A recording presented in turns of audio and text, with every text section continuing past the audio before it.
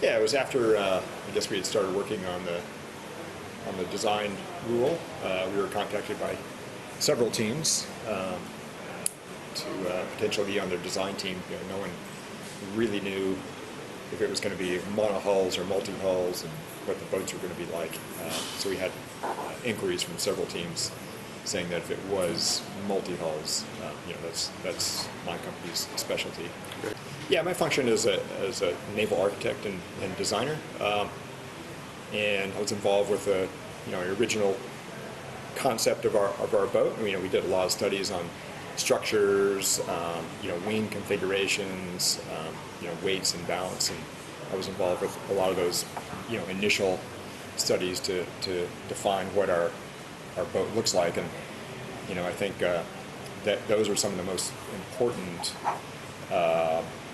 times in your design, because you sort of set the stone for the cornerstone for the rest of the campaign. It's hard to once you, especially like your structural configuration and where the placement of your dagger boards and wings and things like that, it's very difficult to change that later down the track. Right. And then after that stage, I was involved in the hull design part of it, somewhat with the foils. There was a whole group with a wing that kind of did their own thing. We had some very good aerodynamicists and structures guys that did a whole lot of iterations on wing, geometries, controls, and things like that. That did a great job of that.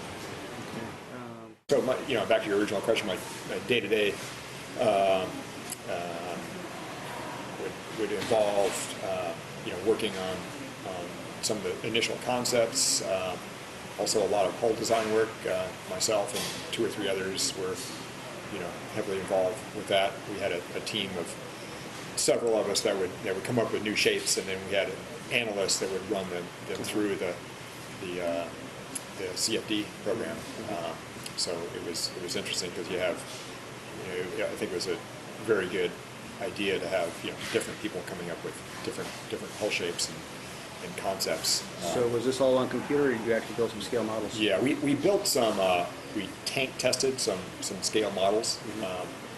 And just to mostly calibrate our CFD program, but you can run things through the CFD so much faster than you can ever. So the tank testing was mainly used as calibration, and we used it a little bit for, say, bow shapes, things like that in waves, because it's difficult to model that dynamically. Okay. Yeah, well, it is a sort of a new class of boat. Something that size, a configuration with a wing sail on it. Probably the most similar boats in the past have possibly been Dennis Connor's boat from 1988, 60-foot cat with a wing sail, and the boats for the 2010 America's Cup. The Oracle Trimaran with a wing, and the Lingy 110, 113-foot cat with no wing. So they're those boats had about 4 times the riding moment to these little 72s have. But sure, yeah, it's a good question. Well, the only thing we really knew before we started on the design and started doing some testing was that the more lift, the higher the lift fraction, the more lift you could get off the dagger boards, especially downwind when you're at, say, 20 knots and above. The faster you would go, because that would be a lower drag configuration just to get the hull completely out of the water. And say in the past, these, like in the 2010 Cup, that was a central focus. Getting more and more lift on the boards on those boats, and we could get about 50% in a stable fashion, and then the boats would get unstable because the hull was providing the longitudinal stability, and once the hull started getting out of the water, you lost that. So one of the big things that helped improve that aspect was putting the elevators, the little T's on the bottom of the rudders, and that turned into more sort of an airplane configuration, where you have the main foil is sort of like your main wing, and then the elevator is the tail to help control trim. On our little test boats, the SL33s, we could achieve a higher lift fraction, still not 100%, with the original sea foils on the boat. Once the boat would come clear, then we had what we call heave instability. Those boards, once they start rising too much, the pressure increases a lot and sort of wraps up under the bottom and squirts you out of the water like a watermelon seed. There's just really no way to control that. So we could achieve higher lift fractions and go faster than we had before, but still we weren't achieving full flight. And then we developed a couple other boards that were more like J's or L's in that family, and those gave you a lot more control of your lift, because as you rake them back and forth, the sort of horizontal portion changes the angle of attack, and you can control that lift better. And occasionally we'd get full flight for maybe 100 meters or so, and we had two boat testing, and whenever the L-foil boat would clear the surface, get fully foiling, it would just take off downwind. It was usually short-lived. The boat would just crash back down, and the boat would catch back up. But we really started just thinking, it's like, well, how do we control this on a more stable, long-term basis? And that got us thinking, and a couple of really clever guys on our design team developed this up-tip configuration. And what that does is, as the boat rises up and starts creating more leeway, the up-tip actually starts to decrease the lift on that portion, so it modulates the ride height of the boat. So that was the big breakthrough. And once we started refining that on the SL-33s, we started getting some very good performance, very steady flight downwind, and the boat was significantly faster downwind than the boat that didn't have that. We didn't know, honestly, if we were going to be able to achieve full flight, and it was sort of we just kind of kept an open mind. I mean, some people were more bullish on it than others, and that's what you get within a team. But we just kept ticking away at it and kept improving that day by day, week by week, and finally got it to where we could fly. We still didn't know whether it was going to be ultimately faster around the race course. Right. But after we did some more testing with our SL-33s, and we also had a scale model program that we ran that was hugely beneficial, that we could try different board configurations on much faster than you can even on the SL-33 scale. We weren't able to do foiling jibes. We always were sailing downwind with code zeros on those boats.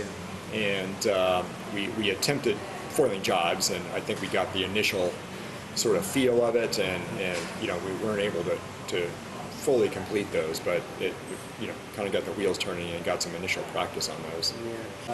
Once even back in Auckland, once we were over the main design hump, I was more on the sort of conceptual end of the house, if you will. The original concept of the boat and the shapes of the hulls and foils and that sort of thing. But once we were over that hump, there was less to do in the conceptual design department, and sort of shifted over to the structures guys to create all the drawings and do the structural analysis and get the boat built. Then I've done a lot of sailing, my background. So I try to be on the water as much as possible. I get a lot out of that, and can contribute in that way. Just the development of the boat once it hit the water. I think I've been on the water every day. The boat's been out. Mostly on the coach boat. Occasionally on the yacht, but mostly on the coach boat. Just looking at the dynamics of the boat, reviewing the performance of the boat once we get off the water, how it compares with our predictions, and thinking about what the next modifications are to make the boat go faster. We always thought we'd be able to get 20-30% performance increase just from being able to sail the boat better, both in a straight line and in maneuvers, but also through equipment development. So it's critical that we got data and a very good understanding of how the boat was working, and what we could do with it. Okay. Yeah, absolutely. I mean, every boat out there had some good ideas that we hadn't thought of, and we anticipated that. There was no way that our design team was going to think of every good idea under the sun. But so yeah, we were out there, looking at them as much as we could. Oracle obviously came out with a very aerodynamically slick boat, and our boat was sort of another corner of the envelope, being more of a structurally stiff and efficient platform with less consideration of aerodynamics.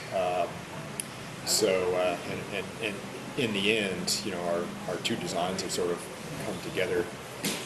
We've improved our aerodynamic package significantly. I think we're in a similar space as them in that way, and they've improved the stiffness of their boat by quite a bit. So yes, they Luna Rossa purchased the design of our boat number one. You were allowed to share design information between teams, between designers, up until the end of 2012. Yeah. So, we launched our first boat in July of 2012, and they launched theirs in October, I believe, of 2012. So we were allowed to share design information up through that time. Yeah. And competitively, because a lot of people didn't get to see what was going out on the water between your boat one and their boat, were they pretty dead even when they were out? No, we always had a difference in performance between our boat and theirs. Initially, we attributed it to the fact that we had just been on the water for 2 or 3 months before they got their boat in the water, so you expect, some differences there. I think we all expected that the boats were going to even up after a few months of sailing, but they never did. We always seemed to carry an advantage through on all our racing testing before we got here, and after we got here. And I guess in hindsight, what was happening was that we were developing so quickly ourselves. We were still on a very steep part of the learning curve, and they were too. But it was actually hard because these boats are such development monsters. It was actually difficult for them to catch up, and that's one thing we hadn't really considered. We thought we were going to have better racing tuning with them, but it didn't. I mean, you always get something out of sailing with another boat for sure. So it was definitely beneficial to both teams. But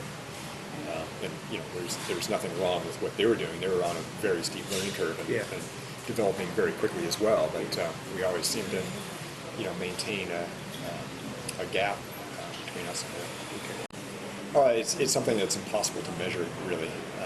It's worth less than 1% probably in performance, and you really can't measure that on the water.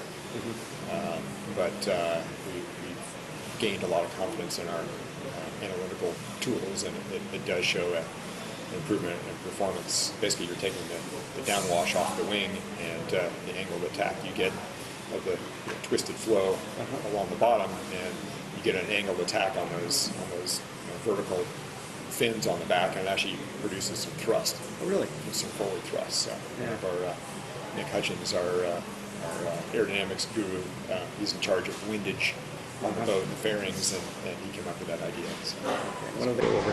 Yeah, I think it was just some very good reactions by the guys on the boat to tack the boat back on the other tack and get the wind on the other side of the wing to pull the boat back over. If they had just tacked and continued on starboard tack, it was extremely close. I think they were within a degree. If they had gone like a degree more, they probably would have rolled it over. So they pulled the jib up? Well, they tacked from port to starboard, and I think it ended up a little bit of a rushed tack. They originally thought they were going to cross, but then thought they weren't in the end, and so decided to tack. And I think a lot of the guys just didn't have time to do their job and get across the boat in time. So the hull came out pretty high, and the wing was still inverted. Yeah. So if they just kept going, they probably would have just rolled it over. But I think it was, you know, Dean was on the wheel on one side and Glenn was on the other. I think they were both, you know, pulled the wheel back the other way to tack the boat, you know, back, and got the wind on the other side of the wing, and you know, got it back down and saved it. So it was an incredible, impressive piece of seamanship by those guys. Yeah. The hulls would be fine. The foil, the dagger boards, you know, they're fairly robust. I think you'd have to hit something, you know, quite heavy down low and at speed to do any real damage to those. But you never know. The rudders are much more susceptible. They're, you know, smaller, more fragile pieces of equipment. So. But and the rudders seems like they would give way, and my thought process being that the dagger boards are encased inside the hull, and there's not a whole lot of anywhere for them to go. Is there enough delicateness to them, lacking a better word, for them to break away if there was an impact with something like a whale or a big dolphin? Yeah, I mean, you never quite know, you know, where, if you hit something up high, it's more likely to try to shear the board off. There's not a lot of bending moment, if you will, Yeah. you know. So I don't, you know, it would take a lot of force to shear one of those boards off. You might be more likely to damage the hull or the internal bearings and things down there. If you hit it down low, you're more likely to you know, break the thing off from just pure bending. You know, it'd probably sort of get out of column and give way that way. Yeah. So built into the hull itself, is there a little extra strength given for that, or? Oh yeah. Oh, absolutely. Okay. Yeah. It's something that's impossible to measure, really. It's, you know, worth less than 1% probably in performance, and you know, really can't measure that on the water. But we've gained a lot of confidence in our analytical tools, and it does show an improvement in performance. Basically, you're taking the downwash off the wing, and the angle of attack you get of the twisted flow along the bottom, and you get an angled attack on those you know, vertical fins on the back, and it actually produces some thrust. Oh, really? Some forward thrust. So Yeah. one of our Nick Hutchins, our aerodynamics guru, he's in charge of windage on the boat and the fairings, and he came up with that idea. So. His technical name is. You told me his real name, but his technical name, his position on the boat is. Yeah, he's our I guess our head, you know, data analyst, and so that's Luc Dubois, and he's basically, you know, keeps his eye on all the data coming off the boat, but possibly his main role, especially on a race day or a practice day when we're collecting performance data, is to make sure that the wind triangle is accurate. You know, each and every day, it's very critical to make sure all your instruments are calibrated correctly. And you would think that, well, you set it up once and it's fine, but it seems like, you know, every day there's something a little bit different, and he has to, with the wind shear, the gradient, things like that, and it's always seemingly different, and he has to sort of fine tune it on every day to make sure that that's, you know, the guys in the boat are seeing the right thing, and you know, guys like me that are looking at the performance of the boat are seeing accurate data and aren't getting fooled that it's, you know, really not what we see. So watching, you know, with my eyes, and watching how the guys are sailing the boat, you know, their heel, pitch, trim, they're looking at the wing, how they're setting up the foils, and you know, just if I see something, I'll just get on the radio and while we're practicing and give them a heads up. Between races, sometimes I jump on the boat and talk to them if I see something, you know, if the conditions are changing, or saw something during the race that I thought they could do a little bit differently. Before the race, my job, one of my main jobs is to help the guys set the elevator angle. You know, thinking about what the wind's going to be doing, and also the sea state. If it's bumpy, we change the elevator settings a little bit. If it's flatter, we can go a little bit more aggressive with it. And so just working with the guys to figure out what elevator setting. And then during the racing, just once again looking at how the boat's sailing. I've also got the performance data, speed, their heading, course wind angle, true wind angle, BMG, also the daggerboard, rake, cants, extension, wing. And that's all being fed settings. back to your chase boat so you can observe it as it's going on? Yes. Yeah. And you have your own monitor that you're looking at, or is it? Yes. We've got 4 or 5 different engineers, designers spread around the chase boats, each with their own custom screens. For instance, there are structures guys that are looking at the loads, make sure we're not exceeding things. There's a wing expert that's looking at how the wing's being set up, so on and so forth. Yeah, I think everyone has a different opinion on what it should be, so I think there hasn't been a whole lot of time to think about it. Really, the event has to finish up before anyone gets too heavy into that, I think. I'm sure Grant, Dalton, and Kevin Shoebridge, Dean Barker will give it due consideration. It won't we'll listen to all the interested parties, the different teams, and sailors, and so on, and take that all into consideration before making a choice. If you were king, what would your choice be? Oh, I think this multi-hull concept is started off a little rough. It took a while to kind of get the whole thing going, but I think we're seeing some great racing now, and shows you how close and exciting it can actually be. There's been the criticism of the AC-72 class that it's too complex and too expensive, and that's I'd agree with that. It's maybe a little bit too far. Yeah. So scaling it back to a little bit smaller and possibly tightening up the rules in some areas, or possibly even making some components one design.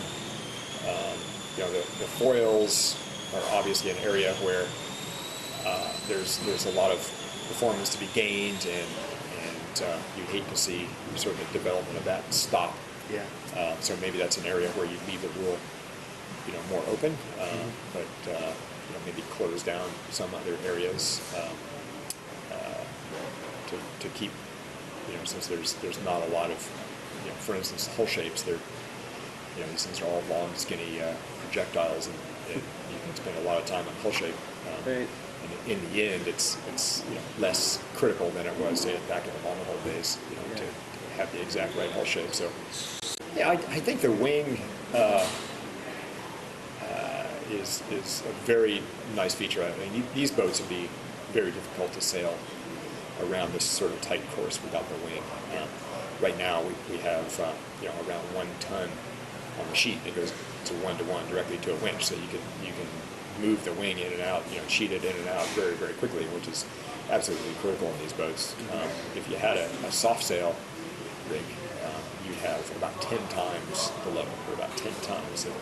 So it would take a lot more human, input to move the sheet. And so the boats, the straight line performance between a wing and a soft sail, in the end probably isn't that much different, maybe a few percent, something you wouldn't really notice the boat sailing around the course. I mean, you wouldn't want to race a wing with a soft sail, but, in the broader sense, it's probably not that big a deal, straight line performance, but certainly maneuvers, you'd suffer badly with a soft sail, even down to something, in the 55 to 60 foot range, I think. Yeah, so price-wise, what size do you think we'd have to get down to make it more attractive to other syndicates or countries? Probably in the 55 to 60 foot range would be my estimation, although someone's really going to have to crunch some numbers on it and see. One interesting thing is I think, is if you look at the AC-45s, it takes 5 or 6 people to launch one of those boats, and where it takes 35, 40 to launch an AC-72. So they're quite similar kind of boats,